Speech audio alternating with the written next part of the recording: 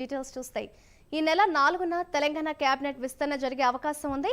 ఇందులో భాగంగానే రేపు మరోసారి సీఎం రేవంత్ రెడ్డి ఢిల్లీకి వెళ్లనున్నారు. నిన్న గవర్నర్తో సీఎం సుదీర్ఘంగా చర్చలు జరిపిన ఆయన బడ్జెట్ సమావేశాలపై చర్చించినట్లు తెలుస్తోంది. ఇక మరోవైపు కేబినెట్ విస్తరణతో పాటు శాఖల మార్పులుండే అవకాశం ఉన్నట్లుగా తెలుస్తోంది. ఇప్పటికే అధిష్టానంతో కేబినెట్ విస్తరణపై సీఎం రేవంత్ చర్చలు జరిపారని సమాచారం. రేపు ఢిల్లీలో ఫైనల్ లిస్ట్ పై కసరత్తు చేసే అవకాశం ఉన్నట్లు తెలుస్తోంది.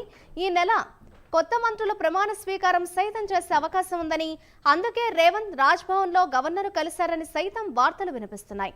ఇక కొత్తగా జరిగే కేబినెట్ విస్తరణలో 6 కొత్త వారికి మంత్రి పదవులు దక్కే అవకాశం ఉన్నట్లు సమాచారం.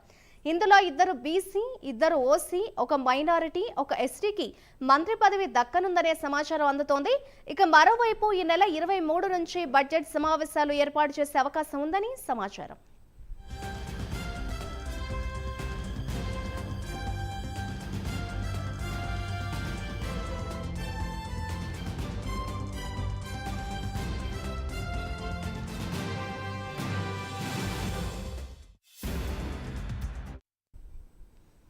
కేబినెట్ విస్తరణకు సంబంధించి రేపు మరోసారి సీఎం రేవంత్ రెడ్డి ఢిల్లీకి వెళ్లనున్నారు. ఇదే అంశంపై మరింత సమాచారాన్ని మా ప్రతినిధి నాగేంద్ర అందిస్తారు.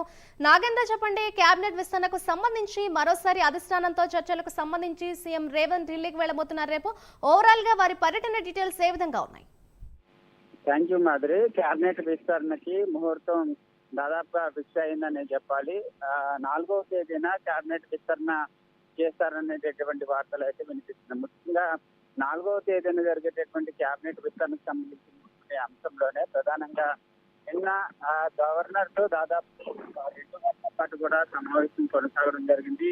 ఆ సమావేశంలో కేబినెట్ విస్తరణకు సంబంధించినటువంటి అంశంతో పాటు ఇతర అంశాలను కూడా చర్చించినటువంటి పరిస్థితి అయితే కనిపిస్తుంది. ప్రస్తుతం ఆ కేబినెట్ కి సంబంధించినటువంటి ఫైనల్ లిస్ట్ ని రెడీ చేసేందుకే రేపు తెలంగాణ ముఖ్యమంత్రి రేవంత్ రెడ్డి ఢిల్లీ పర్యటన చేపట్టబోతున్నారు. ఇప్పటికే గతంలో వారం రోజుల క్రితం 4-5 రోజుల పాటు ఢిల్లీలో మాట్లాడినటువంటి రేవంత్ రెడ్డి కేబినెట్ విస్తరణకు సంబంధించి కూడా అక్కడ చర్చించినటువంటి పరిస్థితి ఉంది. నిన్న గవర్నర్ తో భేటీ అయిన తర్వాత మంత్రివర్గ పైన ఒక క్లారిటీ రావడం జరిగింది. దీంతో రేపు ఢిల్లీ వెళ్లేటటువంటి సీఎం రేవంత్ రెడ్డి అధిష్టాన పెద్దలతో కేబినెట్ లోకి తీసుకోవాల్సినటువంటి 6 పేర్లను దాదాపు ఇప్పటికే ఫైనల్ అయ్యి ఆ 6 పేర్లను రేపు ఢిల్లీ కేంద్రంగా అగ్ర నేతలతో భేటీ అయిన తర్వాత ఫైనల్ లిస్ట్ ను రెడీ చేసి జూన్ 4వ తేదీన జరిగేటటువంటి కేబినెట్ విస్తరణలో 6 పేర్లను చేర్చేటటువంటి అవకాశం అయితే కనిపిస్తుంది. ఇప్పటికే వైపు రేవంత్ రెడ్డితో పాటు ఈ రోజు సాయంత్రం డిప్యూటీ సీఎం అయినటువంటి బట్టి విక్రమార్క కూడా ఢిల్లీ వెళ్ళబోతున్నారు. ఆయనతో పాటు మరికొంతమంది నేతలు కూడా ఢిల్లీ వెళ్లి రేపు ఫైనల్ లిస్ట్ రెడీ చేసేటటువంటి అవకాశాలు అయితే కనిపిస్తున్నాయని చెప్పాలి.